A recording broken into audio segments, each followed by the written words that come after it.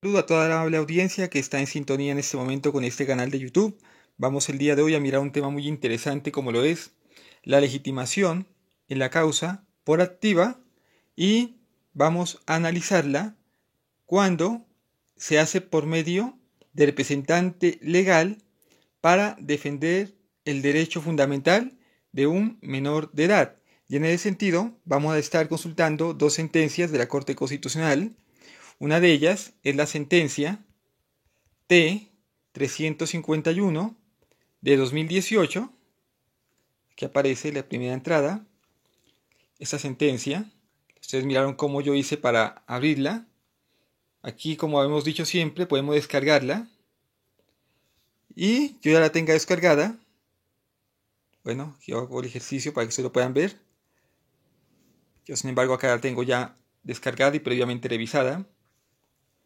T-351 del 2018. La vamos a abrir para que todos podamos mirarla. Esta es la vista, modo celular.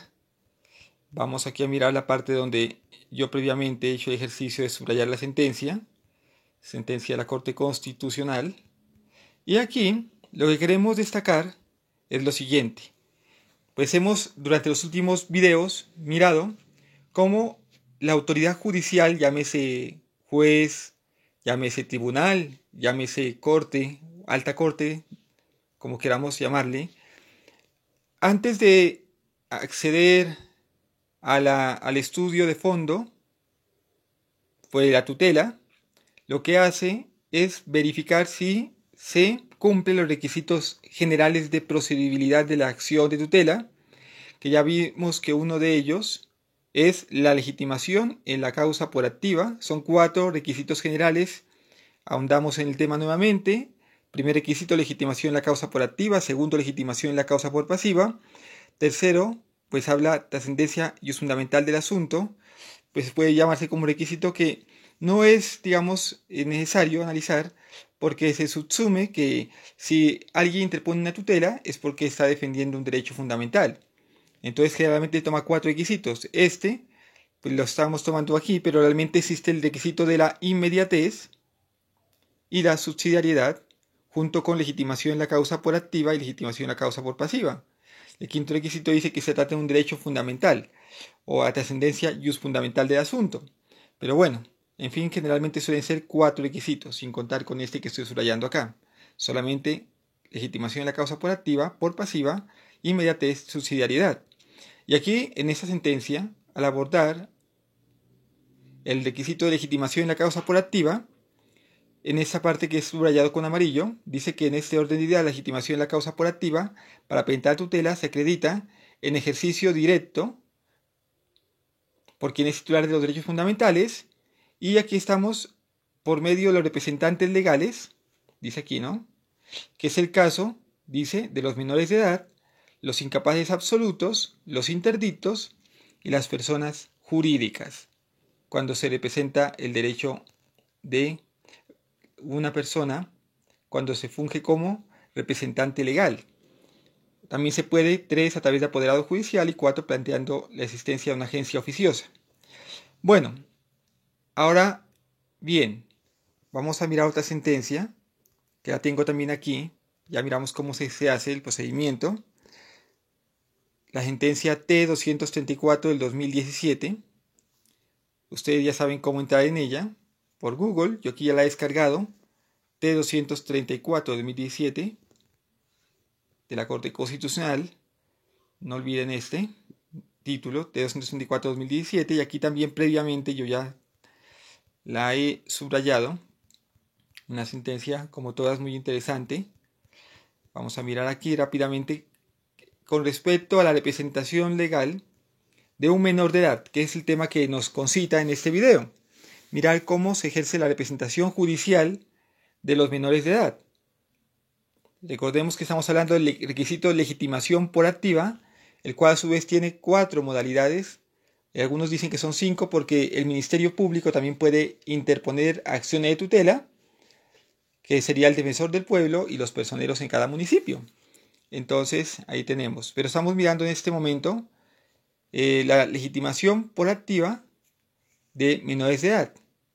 legitimación putativa de representantes y de representantes de menores de edad en los procesos judiciales. En este caso, recordemos que la tutela es un proceso judicial para la defensa de un derecho fundamental. Y aquí dice que, tratándose de la defensa de los derechos de los niños, las niñas y los adolescentes, el ordenamiento procesal ha reconocido que son sus padres quienes tienen en principio la obligación legal de actuar de consuno o por separado para preservar sus derechos y garantías. Aquí en Colombia la mayoría de edad se alcanza a los 18 años y antes de los 18 años pues se es menor de edad. Normalmente se dice niños, niñas y adolescentes. Desde los 14 hasta los 18 se habla de adolescentes. Bueno, pero en último lo que queremos decir aquí con esto es que estos menores de edad, su representación legal la va a asumir su padre de familia, sus padres de familia, padre o madre. Esa obligación pues corresponde a ellos en principio. Pero entonces, ¿por qué ocurre esto? Porque los menores de edad, pues como su nombre lo indica, al no obtener la mayoría de edad, no pueden ejercer todos sus derechos, porque la mayoría de edad permite el ejercicio autónomo de todos los derechos. En este caso, al no cumplir la mayoría de edad, pues entonces lo que busca la norma es que esa capacidad legal sea complementada por medio de los representantes legales, quienes puedan autorizar que ejerzan ciertos actos. Y de hecho aquí nos nombra el artículo 1504 del Código Civil. Yo quisiera en este momento que pudiéramos observarlo, pero no lo quiero hacer aquí porque se lo mira muy pequeño. Para ello nos vamos nuevamente a Google, o Google, como queramos decirlo, y aquí vamos a entrar al Código Civil. Esta norma, el Código Civil, coloquémosle función pública, en la página de la función pública, y vamos a consultar el artículo 1304 rápidamente. Coloquemos acá, buscar en la página 1304 para saber qué es lo que nos dice ese artículo. Bueno, 1304, aquí decía, tal vez me confundí, 1504, corrijo, 1504. Y dice el artículo 1504 lo siguiente. Iremos, volvamos atrás. Artículo 1504 del Código Civil. Incapacidad absoluta y relativa. Dice que son absolutamente incapaces los impúberes. Sus actos no producen ni aún obligaciones naturales y no admiten caución. Son también incapaces los menores púberes. Pero la incapacidad de esas personas no es absoluta y sus actos pueden tener valor en ciertas circunstancias y bajo ciertos aspectos determinados por las leyes. Además de estas incapacidades, hay otras particulares que consisten en la prohibición que la ley ha impuesto a ciertas personas para ejercer ciertos actos. En principio habla de una incapacidad que tienen las personas que no alcanzan la mayoría de edad. Es que el Código Civil es una norma antigua. Y en aquel entonces pues hablábamos de los impúberes, que para el caso de hombres era hasta los 14 años era impúber, la mujer los 12 años. Luego se habló de los menores adultos, que eran las personas que cumplían, tenían entre 18 y 21 años anteriormente. Estas valoraciones desaparecieron. Pero de todas formas, lo que queremos dar a entender por medio de este artículo es que existen personas que deben ser representadas por cuanto no tienen esa capacidad legal. Inclusive aquí dice que hay una modificación del artículo, el artículo 57, según esta norma que acabamos de ver, incapacidad absoluta y relativa. Pues aquí básicamente, hace una reforma, pero en últimas, lo que queremos dar a entender aquí es que la norma, como tal, lo que dice es que no tienen capacidad legal las personas menores de edad. Bajo ese entendido, volviendo aquí a la sentencia, tenemos que, efectivamente, por cuanto no cuenta con toda la capacidad para ejercer todos los actos jurídicos, entonces sus representantes legales, en este caso los padres de los menores de edad, sean aquellos que tengan prelación para el ejercicio de la representación legal. Ahora bien, dice que también en concordancia con lo anterior, el artículo 306 del Código Civil precisa las atribuciones que se originan por el ejercicio de la patria potestad frente a los hijos menores de edad no emancipados. Quiere decir esto que también conocemos que los padres ejercen la patria potestad sobre los hijos. Y dentro de la patria potestad, que es esa autoridad que ejercen sobre los menores de edad no emancipados, pues ese término quiere decir que son personas que de alguna otra manera no se encuentran libres de esa autoridad de los padres. Y en tal virtud se estipula que la representación judicial del hijo corresponde a cualquiera de los padres, por lo cual los niños, las niñas y los adolescentes que aún no cumplan la mayoría de edad solo pueden comparecer a un proceso autorizados o representados por uno de sus padres. Que si los padres niegan su consentimiento, si están inhabilitados para prestarlo, o se autorizan, o si, dice aquí, si autorizan sin representarlo, se aplican las normas del Código de Procedimiento Civil para la designación de curador ad litem. Pues hoy se habla del Código General del Proceso. Básicamente lo que queremos decir con eso es que son los padres quienes darán autorización para que un hijo intervenga en ciertos procesos, porque sabemos que la regla general es que ellos los van a representar, porque los padres son mayores de edad y porque además de ello, pues los padres ejercen la patria potestad. Pero que de igual manera cuando los padres no tienen esa capacidad, por decir algo, si algún padre por determinada circunstancia, bien sea porque cometió un delito contra el menor de edad, o también porque disipa sus bienes, pierde la patria potestad, entonces en este caso, así sea el padre de familia, no podrá representarlo. Y eso es lo que quiere decir aquí, de que en esos eventos será un curador ad litem. Explico lo que es el término curador ad litem, quiere decir un abogado que actuará en un proceso judicial cuando el representante legal, en este caso, pues el hijo menor, no puede hacerlo. Pero el curador ad litem pues es un criterio o un concepto que se utiliza también en otras situaciones jurídicas, cuando no puede una parte intervenir en un proceso. Entonces ahí aparece el curador ad litem, que pues se nombra por parte del juez para que siga actuando por los intereses de aquel que no puede hacerlo. Entonces, como el menor de edad en este caso, si por ejemplo, digamos que un niño es huérfano, entonces, ¿quién podría defender los derechos de ese huérfano si no existen los dos representantes legales, que serían el padre y madre? Entonces, ¿qué haría un juez? Designaría un curador ad litem para que lo represente el proceso. Y son casos específicos. Y aquí también decimos que, según el Código Civil, el menor de edad tiene capacidad para comparecer en un proceso siempre que lo haga por intermedios representantes o debidamente autorizados por estos. Primera condición que se extrae de las normas del Código Civil. O sea que sí, claro, un menor puede actuar, pero lo hará representado.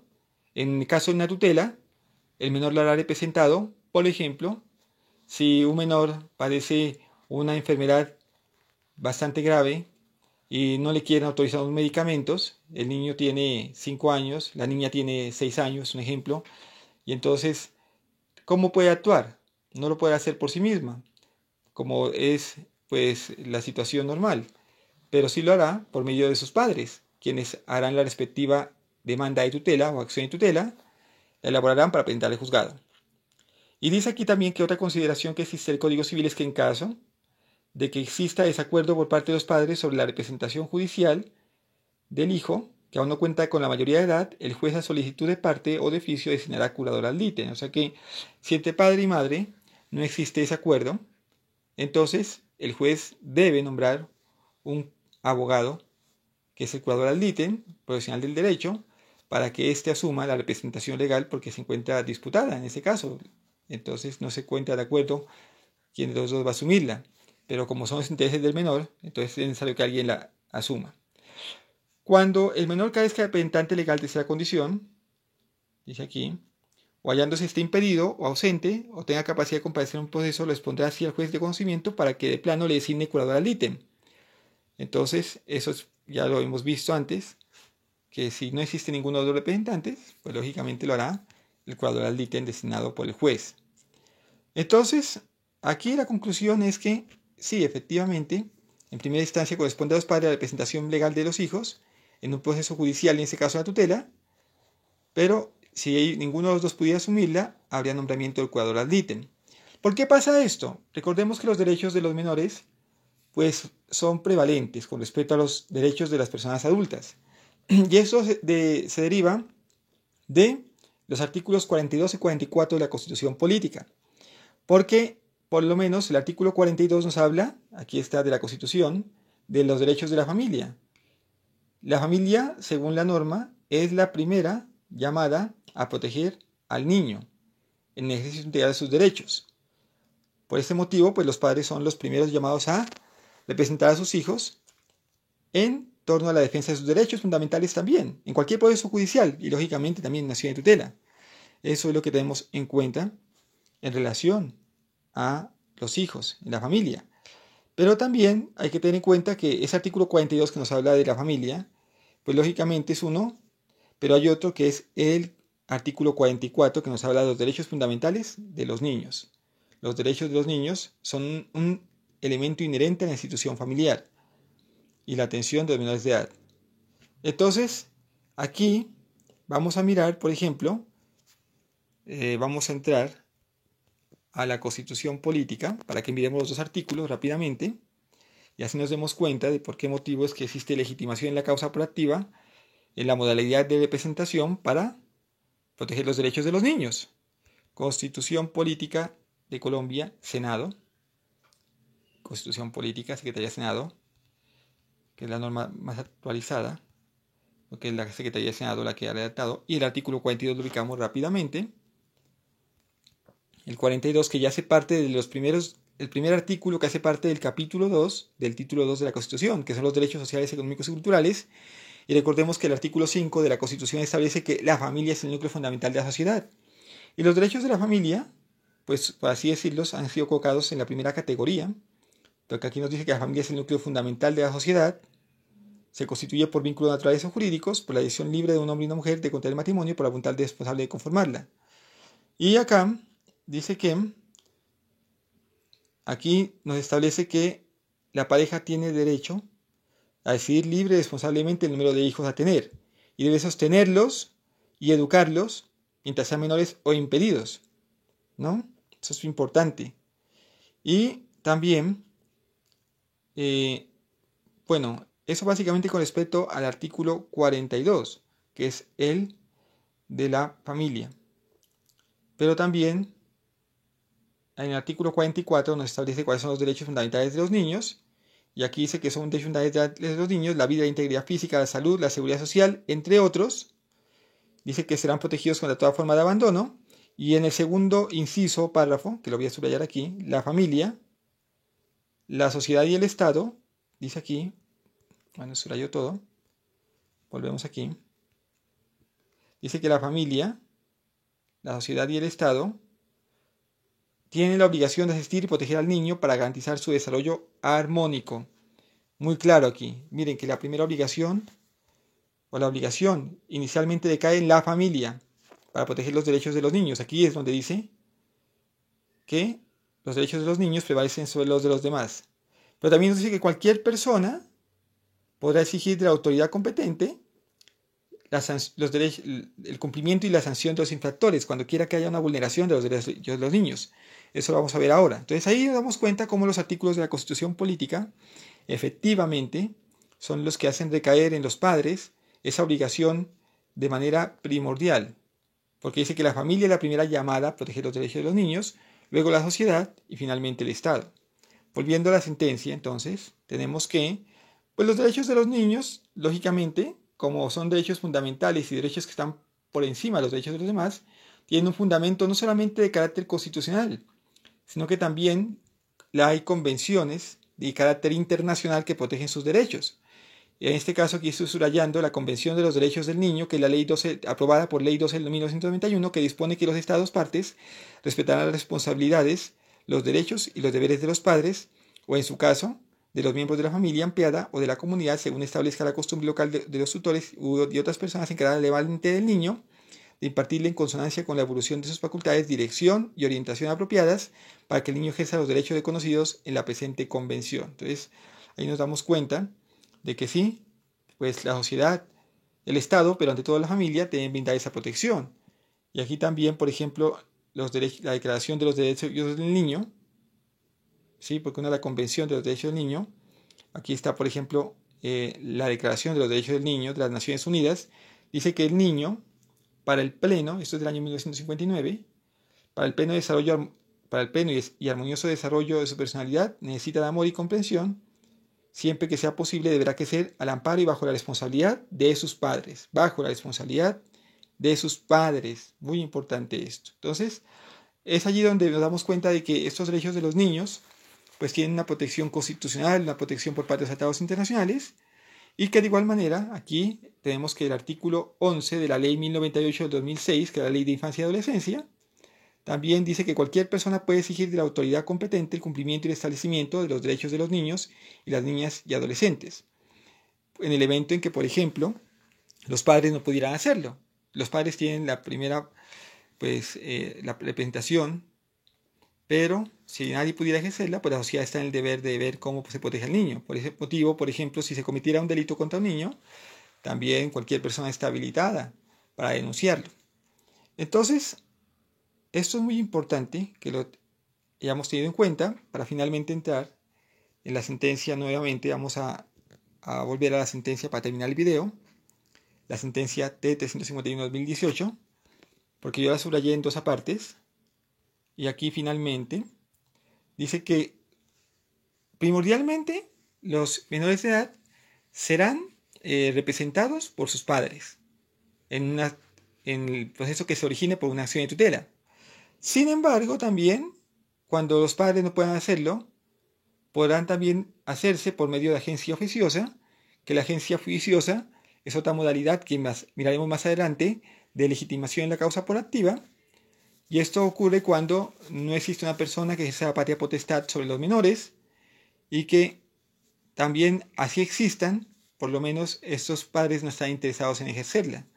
Entonces, en ese evento, por ejemplo, si la tía, un familiar cercano, el acudiente, determina, por ejemplo, que a un menor de edad se está vulnerando sus derechos fundamentales, lo que haría es que esta persona, que es acudiente, que es un familiar cercano, que no es padre de familia, puede ejercer la acción de tutela a favor de este menor. ¿Por qué? Porque este menor no tiene la capacidad legal, no tiene en ese momento la protección de parte de la familia y por ende, al estar así, una persona cercana puede también representarle en un proceso judicial como agente oficioso, porque no tiene la capacidad de este menor de hacerlo por sí mismo. Entonces, esos son los elementos importantes de tener en cuenta a nivel legal y a nivel constitucional y también de normatividad internacional para el ejercicio de la acción de tutela por parte de los menores de edad a través de representante legal. Muchas gracias por su atención, espero que den like a estos videos y también que suscriban a este canal. Hasta pronto.